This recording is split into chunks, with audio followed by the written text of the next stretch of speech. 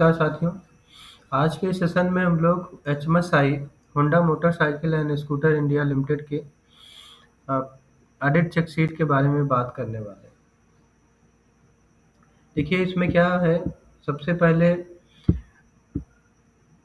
Verification item है, फिर उसके बाद सब कैटेगरी है, उसके बाद चेकिंग पैरामीटर्स हैं और उसके बाद रिस्पॉन्सिबिलिटीज है। अब इसमें जो वेरिफिकेशन आइटम है वो मैनेजमेंट पॉलिसी और ऑर्गेनाइजेशन लिखा हुआ है।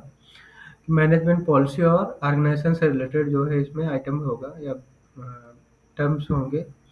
और सब कैटेगरी है उसमें क्वालिटी पॉलिसी और ऑर्गेनाइजेशन स्ट्रक्चर, ये दोनों चीज़ें आ जाएंगी। तो सबसे पहले क्वालिटी पॉलिसी का देखते हैं। Is there any quality policy available? तो इसका हमें जो है क्वालिटी पॉलिसी पहले तो अवेलेबल होना चाहिए और मेंटेन होना चाहिए, कम्युनिकेटेड होना चाहिए सबको।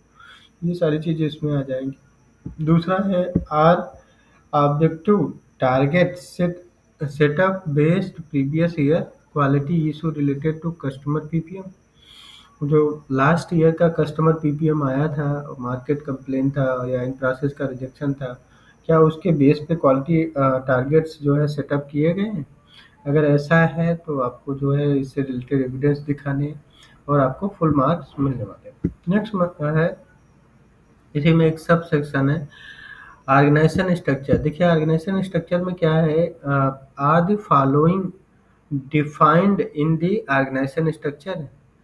तो ऑर्गेनाइजेशन जो स्ट्रक्चर है उसमें जैसे ओवरऑल प्लांट हेड की हायरार्की डिफाइंड है कि नहीं, और ऑर्गेनाइजेशन के सारे shift including contractor man power उसमें इंक्लूडेड है कि नहीं ऑर्गेनाइजेशन जो स्ट्रक्चर है, और क्वालिटी डिपार्टमेंट जो ऑर्गेनाइजेशन स्ट्रक्चर है वो अवेलेबल है कि नहीं। ये सारी चीज़ें हम लोग बनाना है हमें और वो मेंटेन करना है और डॉक्यूमेंटेड इंफॉर्मेशन के थ्रू हमें उनको दिखाना है। नेक्स्ट बात करते हैं क्वालिटी सिस्टम की रिक्वायरमेंट है। उसमें क्या है, पहला सब कैटेगरी है रेगुलेशन। रेगुलेशन में क्या है, ये certified by ISO 9000 or TS 16949। तो अभी जो 9000 ISO 9000 का जो है सर्टिफिकेशन 9001 का है, जो कि 2015 वर्जन चल रहा है, तो उसका सर्टिफिकेशन आपको दिखाना है। और TS की जगह IATF 16949 2016 का सर्टिफिकेशन आपको दिखाना है। नेक्स्ट है मैन्युफैक्चरिंग कंट्रोल प्लान। देखिए मैन्युफैक्चरिंग कंट्रोल प्लान में आपको क्या दिखाना है, is there any manufacturing control plan detail plan from development till mass production available. तो एक ऐसा आपको मास प्रोडक्शन का कंट्रोल प्लान दिखाना है जो कि डेवलपमेंट से लेकर के मास प्रोडक्शन तक का उसमें चीज़ें क्या हो, डिटेल क्या हो, अवेलेबल हो। तो ऐसा डिटेल आपको प्लान दिखाना है, ठीक है। नेक्स्ट बात करते हैं, इसी में एक आ जाएगा counter measure taken if in case of any delay occurring in progress. अगर कोई डिले उसमें होता है तो उसका काउंटर मेजर हमें दिखाना है। Higher management evolution actual result, higher management evolution actual result and keep the record of same. तो पास्ट प्रॉब्लम इसमें past problem identified and implemented, ये भी हमें दिखाना है। देखिए इसमें क्या है, जो हमारे लेसन लर्न या पास्ट लर्निंग है वो सारी चीज़ें इसमें इंक्लूडेड है कि नहीं कंट्रोल प्लान में। जो हमने काउंटर मेजर्स ले रखे हैं, क्या उनके जो प्रोग्रेस वगैरह है वो कैसा इसमें इंक्लूडेड है कि नहीं कंट्रोल प्लान में, ठीक है। तो ये सारी चीज़ें वो लोग चेक करने वाले। नेक्स्ट बात करते हैं स्पेक एंड इसमें नेक्स्ट बात है स्पेक एंड डिज़ाइन कंट्रोल। देखिए स्पेक कंट्रोल में हम लोग देखेंगे कि क्या is there any rule of spec control such as drawing and specification HES या जिसका वो अवेलेबल है कि नहीं। अगर है तो हमें उसके रिलेटेड एविडेंस दिखाना है, ठीक है। नेक्स्ट बात करते हैं are there any method to control the latest drawing. क्या लेटेस्ट ड्राइंग मतलब कोई ऐसा मेथड या मेथोडोलॉजी आपके पास है जिससे कि ड्राइंग कंट्रोल हो जाए, रिसीविंग, रजिस्टरिंग या सेविंग हो जाए, या as well as method to control old obsolete drawing. तो आपके पास जो लेटेस्ट ड्राइंग है उसका कंट्रोलिंग का क्या मेथड है, आपने मास्टर लिस्ट आप ड्राइंग बना रखी है कि नहीं, ऑब्सोलीट ड्राइंग का क्या करते हैं आप, वो सारी चीज़ें हमें डॉक्यूमेंटेड भी होना चाहिए और एविडेंस भी दिखाना है।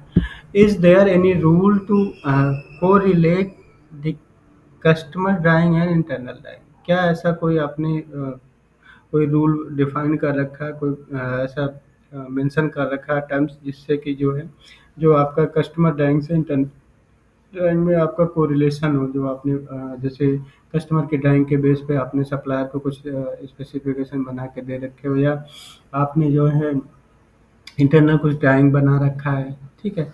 तो वो सब उससे रिलेटेड हैं कि नहीं, मतलब एक दूसरे से उनका रिलेशन है कि नहीं, ये सारी चीज़ें। नेक्स्ट बात करते हैं हम लोग, इसमें आ गया डिज़ाइन कंट्रोल।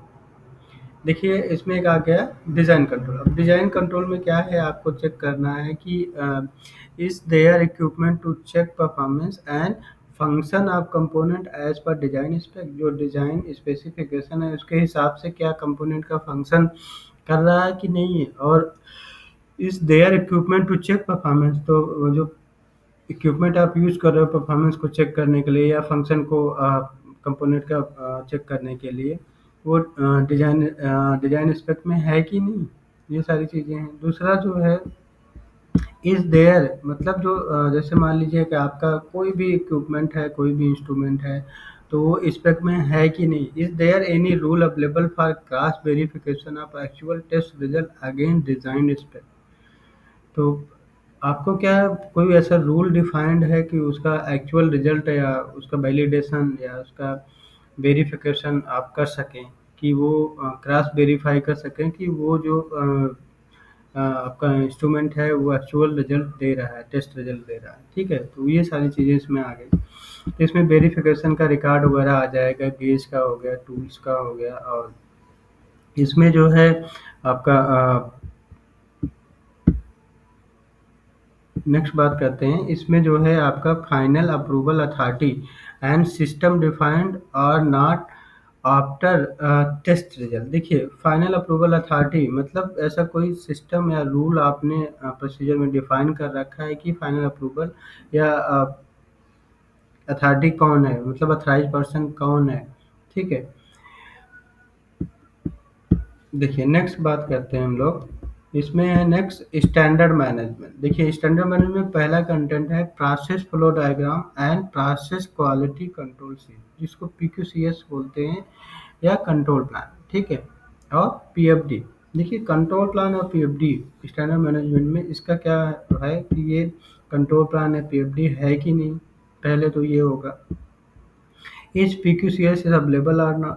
दूसरा है if available then following item are availability or not, ठीक है? तो उसमें से एक PQCS ले लेंगे, उसमें वो चेक करेंगे कि सारी चीज़ें जो है सारे प्रोसेस का ऑडिट करेंगे, और उसके हिसाब से चेक करेंगे कि जो रिसीविंग से डिस्पैच का प्रोसेस है उसमें डिफाइंड है कि नहीं PQCS में, और क्रिटिकल पैरामीटर उसमें अवेलेबल है कि नहीं, इंस्पेक्शन मेथड, इंस्पेक्शन की फ्रीक्वेंसी उसमें डिफाइंड है कि नहीं, सारी चीज़ें चेक करने वाले। नेक्स्ट बात करते हैं पास्ट ट्रबल हिस्ट्री रिफ्लेक्टेड आना। जो आपने काकोटोरा या आपने लेसन लर्न या आपने past trouble history data sheet या बेस बना रखा है, वो उसमें इंक्लूडेड है कि नहीं कंट्रोल प्लान में या पीक्यूसीएस में, उससे रिलेटेड कुछ उसमें आपने अपडेशन कर रखा है कि नहीं, वो सारी चीज़ें। नेक्स्ट बात करते हैं हम लोग ऑपरेशन स्टैंडर्ड। देखिए ऑपरेशन स्टैंडर्ड में क्या है, स्टेशन वाइज आपने ऑपरेशन या ओपीएस बना रखा है कि नहीं, वो अवेलेबल है कि नहीं, उसके हिसाब से काम हो रहा है कि नहीं, और जो आपका ऑपरेशन स्टैंडर्ड है वो सिंक्रोनाइज है कि नहीं पीक्यूसीएस से, मतलब पीक्यूसीएस से लिंकेज है कि नहीं उसका, या पास्ट प्रॉब्लम और क्रिटिकल जो पैरामीटर है उसमें हाईलाइटेड है कि नहीं ऑपरेशन स्टैंडर्ड में। पीक्यूसीएस में तो होना ही चाहिए, ऑपरेशन स्टैंडर्ड में भी सेम चीज़ें हाईलाइट होनी चाहिए। नेक्स्ट बात करते हैं, मतलब मेंशन होना चाहिए और उसका सिंबल वगैरह यूज होना चाहिए। नेक्स्ट बात करते हैं इंस्पेक्शन डेटा शीट। देखिए इंस्पेक्शन डेटा शीट की अगर बात करें हम, is there daily machine check sheet, क्या daily machine check sheet available है? इनकमिंग के लिए, इन प्रोसेस के लिए, फाइनल इंस्पेक्शन के लिए। तो मशीन का जो है डेली चेक शीट होना ज़रूरी है, मतलब डेली चेक शीट होना चाहिए कि इनकमिंग में क्या मटेरियल आया, उसका कैसे रिकॉर्डिंग हो रहा है, इन प्रोसेस में क्या आया और क्या इंस्पेक्शन हुआ, कितना ओके हुआ, कितना रिजेक्ट हुआ, फाइनल पे कितना ओके हुआ, कितना रिसिप्ट हुआ, कितना ओके हुआ, कितना एनजी हुआ, ये सारी चीज़ें आ गई। नेक्स्ट बात करते हैं इज क्वालिटी। देखिए, इसमें मशीन चेक शीट की बात कर रहे हैं कि जो इनकमिंग, इन प्रोसेस या फाइनल पे आप मशीन वगैरह यूज़ कर रहे हैं, जो इक्विपमेंट वगैरह यूज़ कर रहे हैं, इंस्ट्रूमेंट यूज़ कर रहे हैं, उसका भी डेली चेक शीट होना चाहिए, ठीक है? उसमें ज़ीरो सेटिंग वगैरह भी इसमें आ जाती है। इंस्पेक्शन के पहले हम लोग क्या करेंगे, इंस्ट्रूमेंट का ज़ीरो सेटिंग वगैरह करते हैं। नेक्स्ट बात करते हैं इस quality inspection perform and the result are maintain according to the rule. जो क्वालिटी इंस्पेक्शन आप परफॉर्म कर रहे हो, उसका जो रिजल्ट है वो आप मेंटेन कर रहे हो रूल के हिसाब से कि नहीं, वो आप उसका रूल फॉलो कर रहे हैं कि नहीं इंस्पेक्शन का। नेक्स्ट बात करते हैं हम लोग सप्लायर मैनेजमेंट। देखिए, सप्लायर मैनेजमेंट में क्या है, आपका कॉन्ट्रैक्ट। कॉन्ट्रैक्ट की बात कर रहे हैं कि कोई ऐसा रूल या क्राइटेरिया आपने न्यू सप्लायर सिलेक्शन का डिफाइन कर रखा है और क्या वो अवेलेबल है न्यू सप्लायर सिलेक्शन का, एक एग्जांपल हमको शो करना पड़ेगा। इज देयर एनी कॉन्ट्रैक्ट और अग्रीमेंट विद सप्लायर, क्या सप्लायर के साथ कोई कॉन्ट्रैक्ट या अग्रीमेंट हुआ है, अवेलेबल है तो आप उसको शो करिए। और न्यू सप्लायर जो अप्रूवल है उसमें टॉप मैनेजमेंट अवेलेबल है कि नहीं, टॉप मैनेजमेंट का इन्वॉल्वमेंट क्या है, आप उसको कैसे दिखाते हो कि उसको मेल के थ्रू मतलब इन्फॉर्मेशन देते हो या हार्ड कॉपी में अप्रूवल कराते हो, ये सारी चीज़ें आ जाएगी। नेक्स्ट बात करते हैं सप्लायर इवोल्यूशन गाइडेंस की। देखिए, सप्लायर इवोल्यूशन गाइडेंस की अगर बात करें हम, तो उसमें क्या supplier quality evolution plan available है कि नहीं, सप्लायर इवोल्यूशन कंडक्ट हो रहा है कि नहीं एज पर प्लान, और आरएम का confirmation as per drawing specification ये हो रहा है कि नहीं। मतलब आपको डबल चेक करना है टीयर 2 और टीयर 3 के केस में भी, ठीक है, कि आपका जो आरएम का कंफर्मेशन है ड्राइंग के स्पेसिफिकेशन के हिसाब से हो रहा है कि नहीं, ठीक है। नेक्स्ट बात करते हैं जो कस्टमर ने ड्राइंग दे रखा है या आपने जो ड्राइंग बना रखा है वो मतलब उसमें स्पेसिफिकेशन सेम है कि नहीं, ये सब चीज़ें चेक करनी।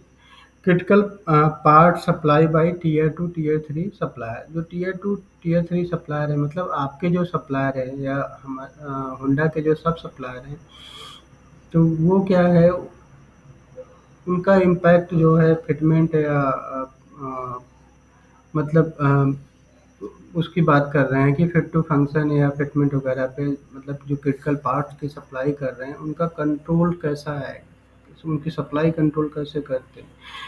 इस सब supplier lot control traceability system available है? क्या जो आपके वेंडर हैं टीयर 2 टीयर 3 या आपके सब सप्लायर हैं, वो उनके यहाँ पे लॉट का कंट्रोल कैसा है, ट्रेसेबिलिटी सिस्टम कैसा है, क्या उन्होंने टेबल कास्ट सिस्टम या बार कोडिंग या आरएफआईडी ऐसा कोई सिस्टम इम्प्लीमेंट कर रखा है, तो वो सारी चीज़ें आ गई। नेक्स्ट बात करते हैं हम लोग पार्ट मैनेजमेंट। देखिए, पार्ट मैनेजमेंट में हम बात करते हैं initial product control. Initial product control की बात करें, कोई रूल ऐसा rule role responsibility initial product control का आपने डिफाइन कर रखा है कि नहीं, और इन्फॉर्मेशन जो कस्टमर ट्रेसेबिलिटी या रिकॉर्डिंग की है वो अवेलेबल है कि नहीं, मतलब उससे रिलेटेड डेटा हमें शो करना है कि क्या रूल है इनिशियल प्रोडक्शन कंट्रोल का और कौन रिस्पॉन्सिबल पर्सन है, उसकी रिकॉर्डिंग वगैरह हमें शो करनी है। नेक्स्ट बात करते हैं इसमें लॉट कंट्रोल। देखिए, लॉट कंट्रोल की अगर बात करें, आर रूल रूट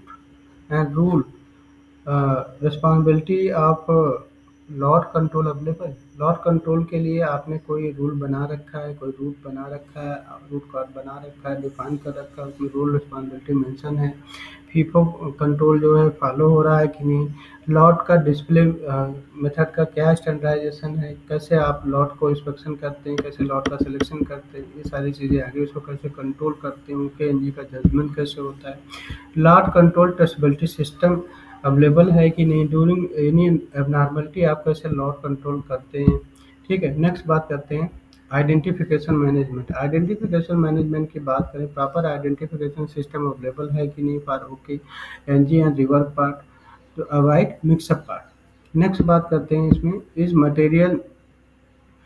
देखिए, नेक्स्ट है सेक्शन इसमें management of substance with environmental impact. तो इन्वायरमेंटल इम्पैक्ट्स की बात करने वाले हैं। इसमें बात करते हैं हम लोग इन्वायरमेंटल इम्पैक्ट में बात करेंगे सबसे पहले कि जो मटेरियल है वो प्रोटेक्ट कर रहा है कि नहीं इन्वायरमेंटल इम्पैक्ट्स को। जैसे कि रॉ मटेरियल हो गया, आपका कंपोनेंट्स हो गया, पैकेजिंग हो गया, सब्सिडरी हो गया, मटेरियल्स हो गया। मतलब ये बात कर रहे हैं कि जो ROHS, CLB ये सब चीज़ें इसमें हैं। आप टेस्टिंग इसकी करा रहे हैं थर्ड पार्टी की नहीं, इसका एवोल्यूशन करा रहे हैं कि नहीं। और इसी में बात कर रहे हैं कि हजार्डस जो मटेरियल है हमारा उसकी कंट्रोल का क्या है। कोई आपने कोई रूल डिफाइन कर रखा है, कोई डिक्लेरेशन ले रखा है, कोई आपने टेस्टिंग करा रखी है, या IMDS का रजिस्ट्रेशन वगैरह इसमें शो करना होता है। नेक्स्ट बात करते हैं हम लोग। नेक्स्ट है आपका प्रोसेस कंट्रोल। देखिए प्रोसेस कंट्रोल में सबसे पहले सेक्शन है जो हमारा, वो है मैनेजमेंट ऑफ मैन्युफैक्चरिंग कंट्रोल। तो मैन्युफैक्चरिंग कंट्रोल कैसे कहते हैं, कोई रूट डिफाइंड है मैन्युफैक्चरिंग कंडीशन के लिए, वो आपको शो करना है। उसके बाद क्या है, रिवाइज मैन्युफैक्चरिंग कंडीशंस अवेलेबल है कि नहीं PQCS में और ऑपरेशन स्टैंडर्ड में, दोनों में, PQCS ऑपरेशन स्टैंडर्ड। PFME आपका जो है एडिक्वेसी चेक करेंगे, ड्राइंग स्पेक पास टेबल वो सब इसमें इम्प्लीमेंटेड है कि नहीं। नेक्स्ट बात करने वाले हैं हम लोग इन प्रोसेस इंस्पेक्शन। देखिए इन प्रोसेस इंस्पेक्शन की बात करें तो जो आपने इंस्पेक्शन आइटम्स हैं, जो मेथड्स है, जो फ्रिक्वेंसी है इंस्पेक्शन की, रिकॉर्डिंग मेथड का, वो सब ऑपरेशन स्टैंडर्ड में डिफाइंड है कि नहीं। इन प्रोसेस की बात कर रहे हैं तो इन प्रोसेस को हम लोग ऑपरेशन स्टैंडर्ड और PQCS से चेक करने वाले हैं। नेक्स्ट बात करते हैं inspection carried out and inspection status record confirm evaluated in timely manner. क्या वो टाइमली हो रहा है कि नहीं इंस्पेक्शन, जो उनका पेट्रोलिंग का अपनी फ्रिक्वेंसी सेट कर रखा है। Master sample limit sample available है कि नहीं, इसकी बात करेंगे हम लोग। और मास्टर सैंपल और लिमिट सैंपल अवेलेबल है कि नहीं, और एट्रीब्यूट टाइप इंस्पेक्शन के लिए क्या मास्टर सैंपल है, क्या लिमिट सैंपल है, वो सब चीज़ें हम लोग चेक करने वाले हैं। नेक्स्ट बात करते हैं improvement on process non conforming item. देखिए प्रोसेस की मान लीजिए कोई नॉन कन्फर्मिंग आइटम जनरेट होता है, उसका क्या रूल है, उसका क्या प्रोसीजर है कंट्रोल करने का, और जिससे जो है कि रीअकरेंस जो है वो उसका अवॉइड हो प्रोसेस में, या रिफ्लेक्ट हो ऑपरेशन स्टैंडर्ड में, PQCT क्लियर है कि नहीं, ये सारी चीज़ें इसमें आ जाती है, उसमें रूल है कि नहीं। हाँ। नेक्स्ट बात करते हैं records of non conforming item are maintain. तो नॉन कन्फर्मिंग आइटम्स जो जनरेट हुआ या पार्ट प्रोड्यूस हुआ उसका रिकॉर्डिंग हम लोग चेक करने वाले हैं। मतलब हम लोग रेड बिन एनालिसिस डेटा चेक करने वाले हैं, उसको इन हाउस का वाई एनालिसिस चेक करने वाले हैं, सारी चीज़ें आ जाएंगी। 5 years simplicity, speed and concentration की बात कर रहे हैं। देखिए 5 years कॉन्सेप्ट अवेलेबल है कि नहीं, सबको पता है कि नहीं सारे एम्प्लॉय को। डज हायर मैनेजमेंट उस audit of implementation of 5 years involve होता है कि नहीं। नेक्स्ट बात करते हैं इसमें management in case of failure of power, air pressure and electric pressure. देखिए उसमें रूल है कि नहीं पावर रिस्टोर करने का, और पर्सनल जो पावर जनरेटर अवेलेबल है कि नहीं टाइम ऑफ पावर फेलियर, मतलब आपके लिए जनरेटर बैकअप है कि नहीं कुछ पावर का, वो सारी चीज़ें हम लोग चेक करने वाले हैं। और पावर फेलियर का रिकॉर्ड वगैरह भी हम लोग देखने वाले हैं, उसका मेंटेनेंस वगैरह भी देखने वाले हैं। पर्सनल मैनेजमेंट की बात करें, as skilled man power available है कि नहीं, in case of absenteeism extra man power available है कि नहीं, वो सारी चीज़ें हम लोग देखने वाले हैं। नेक्स्ट बात करते हैं मैनेजमेंट ऑफ प्रोडक्शन इक्विपमेंट। देखिए आप प्रोडक्शन इक्विपमेंट की बात करेंगे तो मैनेजमेंट ऑफ प्रोडक्शन इक्विपमेंट की सबसे पहले हम लोग बात करते हैं कि जो क्लियर मेंशन है कि नहीं control parameter about the work start of each process for machine mould zig.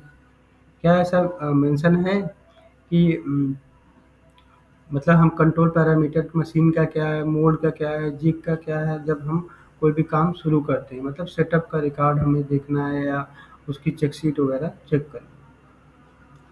Next बात करते हैं अवेलेबिलिटी ऑफ प्रिवेंटिव शेड्यूल। देखिए प्रिवेंटिव शेड्यूल की बात करें, प्रिवेंटिव मेंटेनेंस का क्या प्लान है, उसका क्या शेड्यूल है, वो सब हम PM का चेक करने वाले हैं। और उसकी चेक शीट क्या है, और उसमें क्या सेफ्टी पैरामीटर कवर हैं कि नहीं, वो सारी चीज़ें आ जाएंगी। जो मशीन प्रोसेस पैरामीटर है वो वैलिडेशन की स्टडी उसको चेक करेंगे, PQC में क्रिटिकल पैरामीटर आ गया। मशीन कैपेबिलिटी वगैरह देखेंगे, प्रोसेस कैपेबिलिटी उसमें सीपी के स्टडी देखेंगे। जब उसी में हम लोग क्या करते हैं, डबल चेक का जो इम्प्लीमेंटेशन है कि नहीं, सीपी के अगर मान लीजिए लेस देन 1.33 है तो आपका क्या इंस्पेक्शन का मेथड है, तो कैसे करोगे, सैम्पलिंग करोगे कि 100% करोगे, वो भी आना चाहिए डबल चेक में। तो ये डबल चेक का मतलब है, मतलब प्रोसेस कैपेबिलिटी अगर सीपी के आपका 1.33 से कम आ रहा है तो आपका कुछ और इंस्पेक्शन मेथड मेथडोलॉजी वहाँ पे होना चाहिए। नेक्स्ट बात करते हैं इसको कंट्रोल करने के लिए management of jig and inspection tool. देखिए जिग एंड इंस्पेक्शन टूल की बात करें कि सारे टाइप के इंस्पेक्शन इक्विपमेंट अवेलेबल है कि नहीं, कैलिब्रेशन प्लान सारे इंस्पेक्शन टूल के लिए अवेलेबल है कि नहीं। नेक्स्ट बात करते हैं final inspection and reliability test. देखिए फाइनल इंस्पेक्शन की बात करें, रूल जो है फाइनल इंस्पेक्शन आइटम के लिए इंस्पेक्शन स्टैंडर्ड अवेलेबल है कि नहीं, फाइनल इंस्पेक्शन स्टैंडर्ड जिसको हम लोग बोलते हैं। डेली एनजी रिवर्क पार्ट की समरी है, मेंटेन हो रही है कि नहीं, स्टेट पास का रेशियो कितना है, वो सारी चीज़ें हम लोग देखने वाले हैं। नेक्स्ट बात करते हैं reliability test limited to item stipulated on drawing and specification. उसमें हम लोग ड्राइंग एंड स्पेक आइटम जो इंस्पेक्टेड हो रहा है, एवोलेटेड हो रहा है कंपनी में, in case able to inspect inside outside agency reliable आ रहा है, तो इसमें हम लोग चेक करेंगे कि ड्राइंग के हिसाब से या जो आप स्पेसिफिकेशन है उसके हिसाब से इवोल्यूशन हो रहा है कि नहीं, चाहे वो इनसाइड हो या आउटसाइड एजेंसी से हो रहा हो। ठीक है, तो फाइनल गेज उसका इसमें आ जाएगा, गेज का इवोल्यूशन कैसे कर रहे हो, उसका इनसाइड आपका एलिवेशन कर रहे हो, आउटसाइड कर रहे हो, ये सारी चीज़ें आ जाएगी। नेक्स्ट बात करते हैं इंस्पेक्शन डिवाइस मैनेजमेंट। देखिए इंस्पेक्शन डिवाइस की अगर हम लोग बात करें, इसमें आ जाएगा मेजरमेंट क्यूए डिवाइस और रिलायबिलिटी टेस्ट ऑपरेटर्स। देखिए इसमें पहले तो rule to maintain measuring device QA machine है proper location and proper environment. क्या ऐसा कोई रूल वगैरह आपने डिफाइन कर रखा है कि जो आपके डिवाइस इंस्पेक्शन वाले इंस्ट्रूमेंट हैं वो क्या है, प्रॉपर लोकेशन पे है कि नहीं, वो सही कंडीशन में रखे हैं कि नहीं, ऐसा नहीं कि ओपन एनवायरनमेंट में कहीं भी पड़ा हो। ठीक है, कवरेज है कि नहीं, बॉक्स में है कि नहीं, जैसे इंस्ट्रूमेंट हो गए तो ऐसे ओपन ना पड़ा हो, उसके कवर हो या बॉक्स में पड़ा हो। नेक्स्ट बात करते हैं इक्विपमेंट मैनेजमेंट रजिस्टर अवेलेबल है कि नहीं, उसमें कैलिब्रेशन प्लान वैसे एक्चुअल रिकॉर्ड हो रहा है कि नहीं, मेंटेन हो रहा है कि नहीं। Availability of Q gates. देखिए जो इंस्पेक्शन टेबल है वहाँ पे क्यू गेट की रिक्वायरमेंट फुलफिल है कि नहीं सारी, उसमें लिस्ट आप मास्टर लिस्ट हो गए, सिटी क्यू और इंस्पेक्शन स्टैंडर्ड और आपके कस्टमर कंप्लेंट्स, ओके एनजी का सैंपल, वहाँ पे आपके इंस्पेक्शन का एसओपी क्या है, और उसके बाद जो है वहाँ पे आपका इंस्ट्रूमेंट की अवेलेबिलिटी और लाइट की अवेलेबिलिटी, और जो लाइट होगा उसका लक्स लेवल जो है 700 मिनिमम चाहिए इंस्पेक्शन टेबल पे, तो ये सारी चीज़ें वहाँ पे मेंशन होनी चाहिए। नेक्स्ट बात करते हैं इसमें, देखिए काउंटर मेजर है डेविएशन एक्सेप्टेंस। इसमें क्या होगा, आपको चेक करना है कि काउंटर मेजर कैसा है। देखिए रूल कोई रूट डिफाइंड है, responsibility of feedback of quality problem occur है, counter measure taken to avoid recurrence.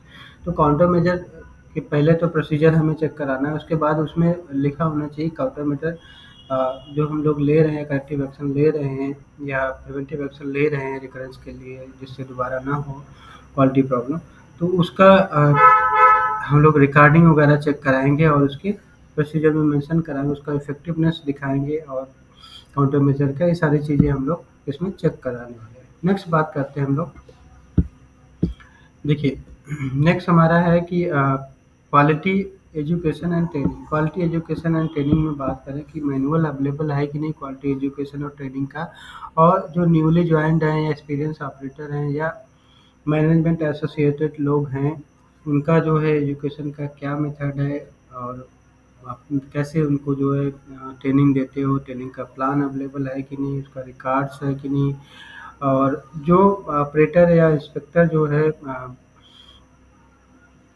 मान लीजिए कोई इंस्ट्रूमेंट ऑपरेट कर रहे हैं, जैसे मान लीजिए कोई आपका लोडिंग अनलोडिंग का व्हीकल ऑपरेट कर रहे हैं, तो उसका लाइसेंस वगैरह भी चेक करने वाले हैं, या जो इंस्पेक्शन कर रहे हैं डेली उनका क्या स्टेटस है, उनका क्या रिपोर्ट कार्ड है, उनका क्या लेवल्स है, स्किल मैट्रिक्स वगैरह, इसमें सारी चीज़ें हम लोग चेक करने वाले हैं। नेक्स्ट बात करते हैं हम लोग production management and dispatch management. देखिए, इसमें प्रोडक्शन मैनेजमेंट की बात करें तो प्रोडक्शन का शेड्यूल अवेलेबल है कि नहीं, plan versus actual data maintained हो रहा है कि नहीं। मतलब जो आपने प्रोडक्शन प्लानिंग है, कंट्रोल का ने शेड्यूल दिया है, उसके हिसाब से आपका डेटा चेक करने वाले हैं। और इसमें डेली प्रोडक्शन क्या है, वीकली प्रोडक्शन क्या है, मंथली प्रोडक्शन का क्या आपके पास प्रोडक्शन प्लानिंग एंड कंट्रोल है, प्लान वर्सेस एक्चुअल, इसमें चेक करने वाले हैं। कोई अगर मान लीजिए इन केस आप प्रोडक्शन प्लान जो है आपका इंक्रीज या डिक्रीज हो रहा है, उसमें क्या काउंटर मेजर आपने लिए, वो भी बात करने वाले हैं। कोई चेंजेस होता है, change point control supplier and पे या आईपीपी सिस्टम वगैरह चेक करने वाले हैं कि सप्लायर एंड पे आपका कैसा कंट्रोल है। ठीक है, मतलब आपके इन पे आईपीपी इनिशियल प्रोडक्शन पार्ट का क्या सिस्टम है, क्या उसका प्रोसीजर है कि नहीं, उसके हिसाब से रिकॉर्डिंग हो रही है कि नहीं, ये सारी चीज़ें हम लोग चेक करने वाले हैं। नेक्स्ट बात करते हैं डिस्पैच मैनेजमेंट। देखिए, डिस्पैच मैनेजमेंट की बात करें तो डिस्पैच का शेड्यूल अवेलेबल है कि नहीं, plan versus actual data check करने वाले हैं। उसमें क्या है, जो रॉन्ग पार्ट मान लीजिए कोई मिक्सअप हो गया और उसकी क्वांटिटी शॉर्टेज हो रही है, तो उसको प्रिवेंट करने के लिए आपने कोई दूसरा पार्ट मिला के दे दिया क्वांटिटी को कवर करने के लिए। तो उसका क्या मेथोडोलॉजी है, कैसे करते हो आप, अगर मान लीजिए इन केस आपका जो है क्वांटिटी शॉर्ट हो रही है। ठीक है। नेक्स्ट बात करते हैं, इस packaging is done as per proper packaging standard या पैकेजिंग स्पेसिफिकेशन। तो जहाँ पे पैकिंग हो रही है वहाँ पे पैकिंग स्टैंडर्ड है कि नहीं, स्पेसिफिकेशन है कि नहीं, स्टैंडर्ड फॉलो हो रहा है कि नहीं, ये सारी चीज़ें हम लोग इसमें डिटेल में चेक करने वाले हैं। उसका प्रोसीजर है कि नहीं, उसकी पैकेजिंग का स्टैंडर्ड है कि नहीं, स्टैंडर्ड लोगों को अवेयर है कि नहीं, ये सारी चीज़ें आ गई। तो except maker layout achieve overall B rating and all point should achieve 3 evolution point at least. देखिए, अगर जो है जो आप ओवरऑल रेटिंग आपकी मान लीजिए बी है, सारे पॉइंट जो है आपके कम से कम 3 रेटिंग का होना चाहिए। और अगर इन केस आपकी रेटिंग सी है, और तो रेटिंग सी है तो इसका मतलब supplier will submit action plan. मतलब अगर रेटिंग सी है तो उसको हम लोग क्या बोलते हैं, अ, कि जो सप्लायर है इसको इम्प्रूवमेंट करने की ज़रूरत है, उसको एक्शन प्लान देना ही पड़ेगा। अगर आपकी रेटिंग एटलीस्ट कम से कम बी रेटिंग है तो आपको एक्शन प्लान नहीं देना है। ठीक है, लेकिन सी रेटिंग के केस में आपको एक्शन प्लान देना है। तो ये था कि जो हमारा एचएमएसआई का चेक शीट है, उसके हिसाब से हमने चेक पॉइंट को देख लिया। अब इसमें एक काउंटर मेजर का एक फॉर्मेट होता है जिसमें क्या है, क्या आइटम है, क्या सब आइटम है, और उसका डिजाइन इम्प्रूवमेंट पॉइंट क्या क्या है, डिटेल ऑफ इम्प्रूवमेंट प्लान क्या है, इंचार्ज कौन है, डेट कौन है, रिजल्ट का वेरिफिकेशन है। अब इसमें जो ऑब्जर्वेशन होता है होंडा का, ये मेजर मेजर ऑब्जर्वेशन आ जाते हैं, किसकी रिस्पॉन्सिबिलिटी है, सारी चीज़ें यहाँ पे मेंशन हो जाती है और आपको रिपोर्ट मिल जाता है। और आपको इसमें काउंटर मेजर बना के देना है पीपीटी में, बिफोर आफ्टर और रिलेटेड आपने क्या हॉरिजॉन्टल डिप्लॉयमेंट, क्या इम्प्रूवमेंट किया है, वो सारी चीज़ें आती है। सिस्टम इम्प्रूवमेंट कैसे किया है, सिस्टम में इम्प्लीमेंटेशन कैसे किया, वो सारी चीज़ें उसमें आ जाएगी उस पीपीटी में। आज के सेशन में साथियों इतना। Thank you.